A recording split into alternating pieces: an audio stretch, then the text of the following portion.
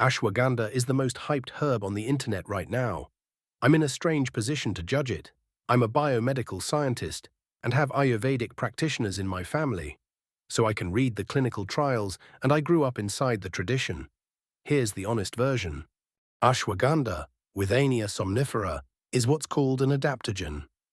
Its best studied effect is on stress. In controlled trials, standardized root extracts have been associated with lower cortisol, your main stress hormone. One 60-day randomized trial reported cortisol falling by around 28% versus placebo, with better reported sleep and calm. Most of these trials use about 600 milligrams a day of a standardized extract, brands like KSM-66 or Sensoril, for 6 to 12 weeks.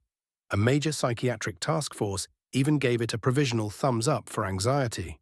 But note the word provisional. The studies are mostly small, mostly from one region, and they openly say we need more data.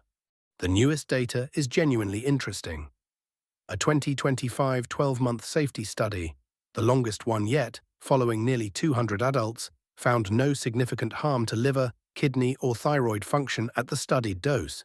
A modest drop in cortisol, a rise in testosterone, and improved quality of life. That's reassuring. But hold it lightly. It's a single data set, largely industry-linked, and one swallow doesn't make a summer. Now the part the hype videos skip. European regulators are tightening. Denmark has banned ashwagandha in supplements. France and Germany have issued public warnings. Here in the UK, the Food Standards Agency is running a formal risk assessment, and there's no established safe upper limit. The concerns, possible effects on thyroid and sex hormones, and rare case reports of liver injury. And the clear advice: pregnant or breastfeeding women, under 18s, and anyone with thyroid, liver, or heart conditions should avoid it. And here's where the tradition is quietly wise. Ayurveda never used ashwagandha as an isolated megadose. It used the root, never the berry, which is toxic, prepared within a whole system, matched to your constitution, and often cycled, not swallowed endlessly. A lot of today's concern comes from concentrated, inconsistently standardized extracts, exactly what the classical texts never described.